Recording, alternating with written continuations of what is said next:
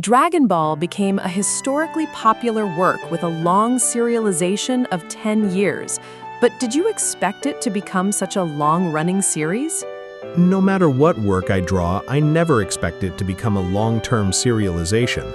In fact, at the beginning of Dragon Ball, the reader surveys in Weekly Shonen Jump weren't good, and I only started to feel its popularity once the Tenkaichi Budokai began. Originally, I intended to make it a manga with the theme of adventure, where the characters travel in search of the Dragon Balls, but my editor, Toriyama, kept telling me again and again that the survey results weren't good. That's when I thought, well, maybe I'll have Goku participate in a tournament. And when I drew that, the survey results improved. That's when I realized, after all, boys like manga where you fight. Up until then, I wasn't interested in drawing manga with fighting as the theme, but I was happy that the readers enjoyed it, and their positive reactions gave me energy. Dragon Ball influenced many later manga as a classic battle series. What do you think about that? That doesn't really sit right with me. I think the manga I draw is unorthodox. I think my manga worlds are a bit too anything goes. By setting things up that way, I figured readers wouldn't complain this could never happen, no matter what I drew.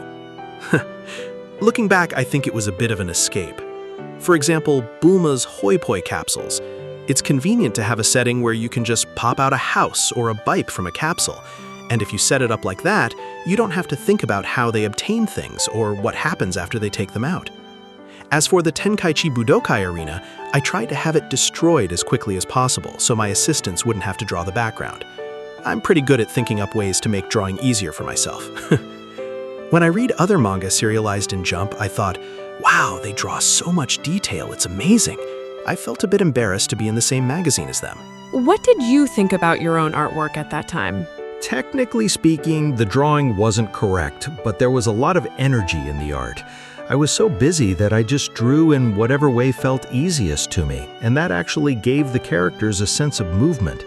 However, when it came to bold art, like Krillin not having a nose, as soon as I started getting too particular about the details, I couldn't draw it anymore. Did you have any hardships during the serialization?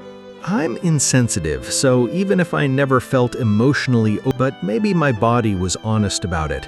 Whenever I was working on storyboards, my nose was always stuffed up and I'd sneeze in a muffled way. Even when I went to the hospital, they couldn't really figure out the cause. But about 3 months after the manga serialization ended, the symptoms disappeared completely, so I think it was probably a serialization allergy. Did you feel lonely when the manga ended? Not really. I thought, now I can make as many models as I want, since that's my hobby.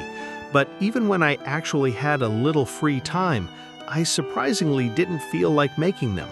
I realized that during serialization, I was using model building as an escape. Is there any daily effort you made during serialization that you can share? I don't really talk about the efforts I made. That's just how men of my generation are.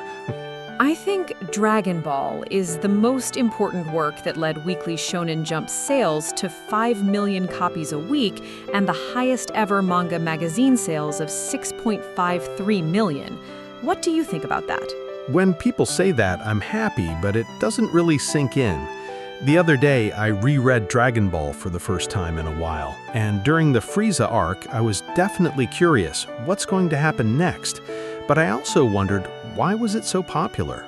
No matter how much it sold or how big it got, did you stay focused on drawing manga? That's always been the case. Do you have any conditions when choosing work?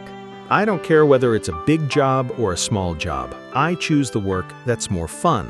You had 2 big hits in Weekly Shonen Jump, Dr. Slump and Dragon Ball. Do you have any feelings toward Jump? I'm grateful. It's the magazine that taught me that manga is my calling.